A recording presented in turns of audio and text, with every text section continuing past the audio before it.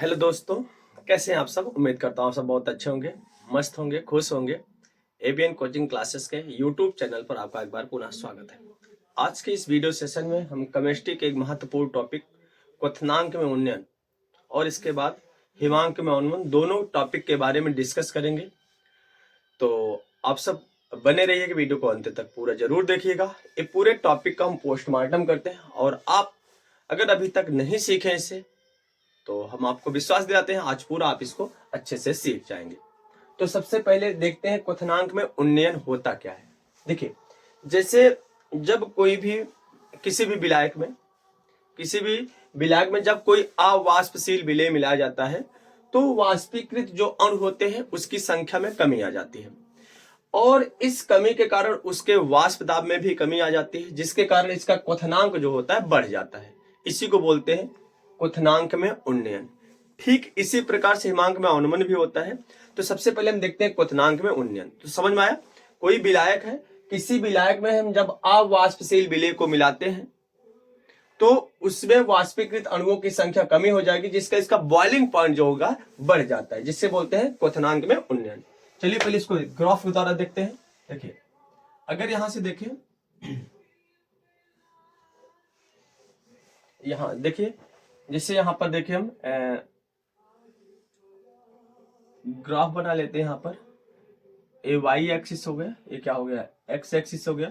मान लेते हैं कि एक ताप पर मान लो पानी है, पानी का बॉइलिंग पॉइंट जो है कितना होता है, 100 डिग्री सेल्सियस होता है, आप सबको पता है। अगर इसमें अवाष्पशील विलेय मिलाएंगे तो इसका थोड़ा सा क्वथनांक क्या हो जाएगा, बढ़ जाएगा। ये देखो, इसको बोलते हैं, देखो टीबी, बी माने बॉइलिंग पॉइंट, टीबी नॉट मतलब शुद्ध विलायक का मतलब जब खाली विलियन है, सॉरी विलायक है माने पानी है, जब इसमें अवाष्पशील विलेय मिला दिए तो इसका क्वथनांक थोड़ा बढ़ गया, तो इसको बोलते हैं टीबी माने विलियन का क्वथनांक। इसी जो उन्नयन हुआ है इसी को बोलते हैं हम क्वथनांक में उन्नयन। तो इसी को बोलेंगे डेल टीबी, जो अंतर आया है। ये क्या है, टीबी नॉट है, ये क्या है, टीबी है। ठीक, तो मतलब डेल टीबी जो है, समझ में आया। देखो पहले क्या था, मान लेते हैं पानी है, जल का क्वथनांक जो है 100 डिग्री सेल्सियस है। जैसे इसमें अवाष्पशील विलेय मिला दिए, इसका क्वथनांक थोड़ा बढ़ गया। अब डेल टीबी आया, देखो डेल टीबी माने कितना अंतर आया, कौन, विलियन का क्वथनांक माने टीबी माइनस टीबी नॉट, इसी के अंतर को हम क्या बोल देंगे, डेल टीबी। जहां डेल टीबी क्या है, क्वथनांक में उन्नयन है, क्वथनांक में उन्नयन है। ठीक, टीबी नॉट क्या है, शुद्ध विलायक का क्वथनांक है। क्या है, शुद्ध विलायक का क्वथनांक।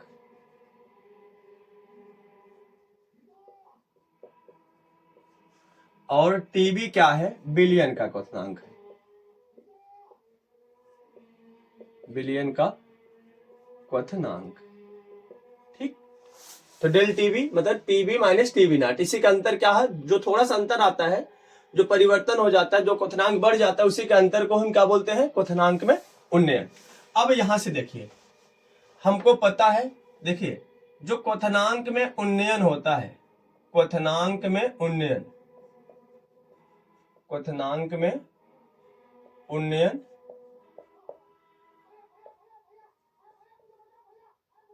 विलायक की जो मोललता होती है, मोललता के अनुक्रमानुपाती होती है, अनुक्रमानुपाती होती है, याद रखना। चाहे क्वथनांक में उन्नयन हो चाहे हिमांक में अवनमन हो, दोनों विलायक या विलयन की मोललता की क्या होती है, अनुक्रमानुपाती होती है। अर्थात हम लिख क्या सकते हैं, del TB is proportional to M. Small M को मोललता लिखो या मोललता ही लिख दो, यहां पर मोललता। अब देखिए, डेल टीबी प्रोपोर्शनलिटी हटाते हैं, एक कांस्टेंट हो जाता है के, और नीचे लिख देंगे बी। देखो केबी लिख देंगे, केबी माने बिलियन मोलल उन्नयन स्थिरांक, ठीक है, कांस्टेंट है, इनटू मोललता।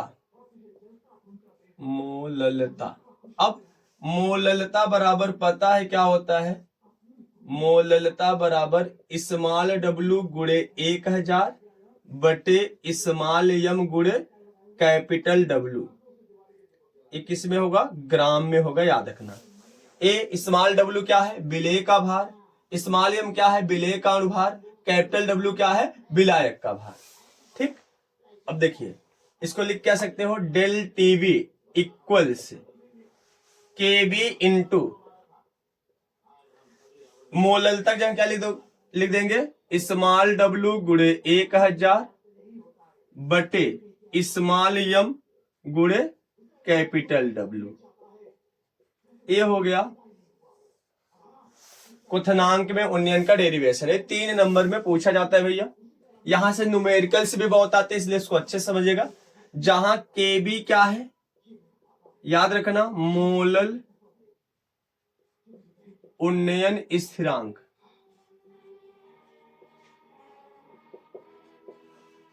स्मॉल एम क्या है, विलेय का भार है,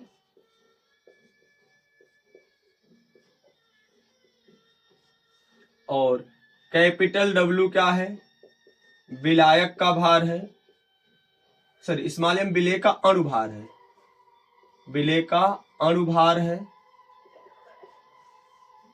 कैपिटल डब्ल्यू विलायक का भार है, स्मॉल डब्ल्यू विलेय का भार है।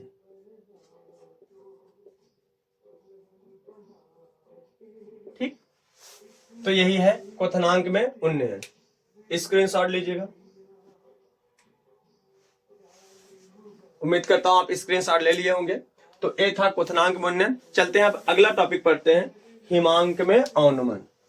अगला टॉपिक है हिमांक में अवनमन, डिस्पर्सन इन फ्रीजिंग पॉइंट।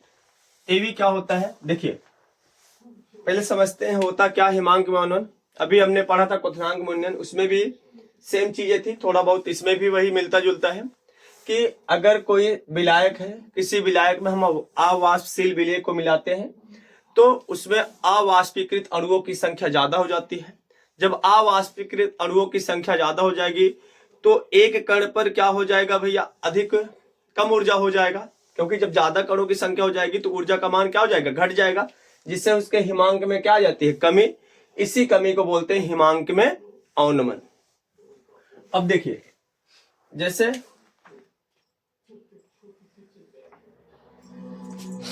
कोई विलायक है, किसी विलायक का फ्रीजिंग पॉइंट मान लो समथिंग है, कुछ भी है, यहां पर इसको मान लेते हैं TF0। ठीक, अब जैसे इसमें अवाष्पशील विलेय मिलाते हैं तो इसमें अवाष्पीकृत अणुओं के कारण इस पे ऊर्जा का मान घट जाएगा, जिससे इसमें हिमांक में क्या आ जाएगी, कमी,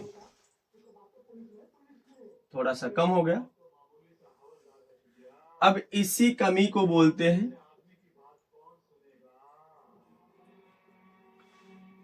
इसको बोल देंगे TF बिलियन का हिमांक, और इसको बोलेंगे डेल TF। तो अब डेल TF ही क्या है, हिमांक में अवनमन है।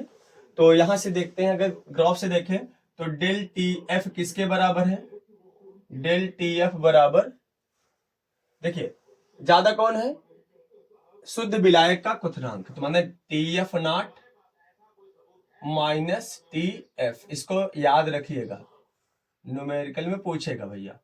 तो डेल TF क्या है, हिमांक में अवनमन, हिमांक में अवनमन है। TF0 क्या है, शुद्ध विलायक का हिमांक, शुद्ध विलायक का हिमांक।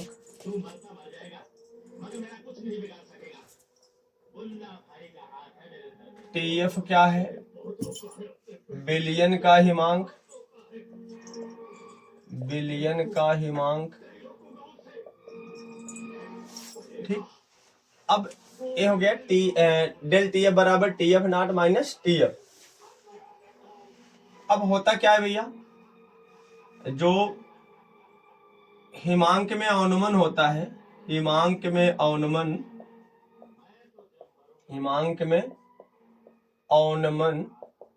मोललता के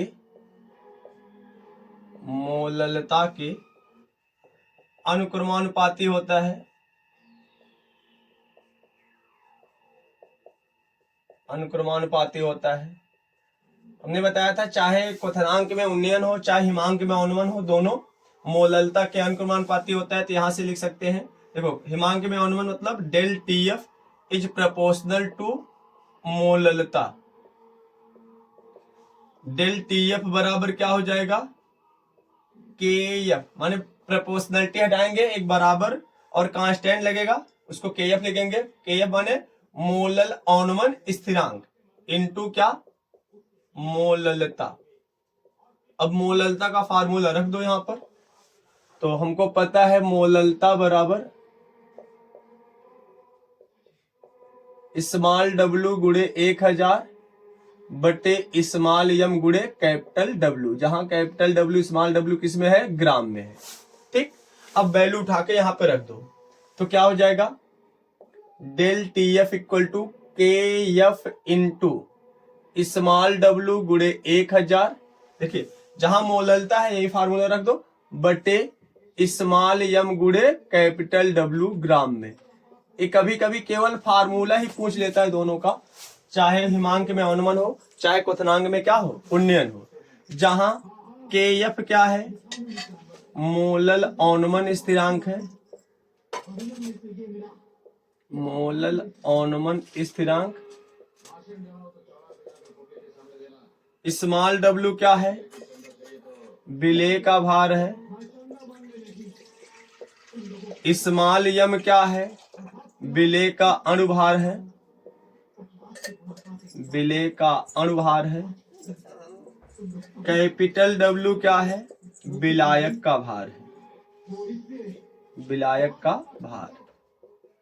तो अगर डेरिवेशन पूछेगा तो 3 नंबर में पूछेगा, नहीं तो फार्मूला ही पूछ लेता है डायरेक्ट, तो 1 नंबर में या 2 नंबर में पूछ लेता है। फार्मूला पूछेगा और पूछेगा कि क्या क्या चीजें हैं, मतलब इसको अंकन भी करो, मतलब डेल टी एफ क्या है, के एफ क्या है, स्मॉल डब्ल्यू क्या है, इस टाइप से क्वेश्चन पूछ सकता है। तो स्क्रीनशॉट लीजिएगा,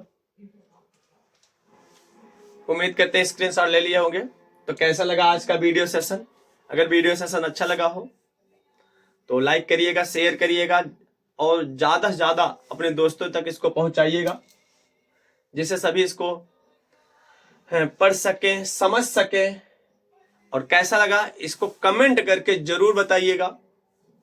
आप लोग ऐसे ही प्यार दुलार देते रहिएगा, जिससे हमारा भी हौसला बढ़े और हम और अच्छे अच्छे कंटेंट लेकर आए। हम आपकी बोर्ड एग्जाम 2026 या आने वाले बोर्ड एग्जाम की बेहतर से बेहतर तैयारी कराएंगे इस चैनल पर, जो कि निःशुल्क होगा। तो फिर मिलते हैं नेक्स्ट वीडियो सेशन में। ऐसे ही प्यार दुलार बनाए रखिएगा, कमेंट करके जरूर बताइएगा आज का वीडियो सेशन कैसा लगा और किस किस टॉपिक पर आपको और वीडियो चाहिए, तो वो आपके लिए स्पेशली बनाया जाएगा। तो फिर मिलते हैं दोस्त, राधे राधे।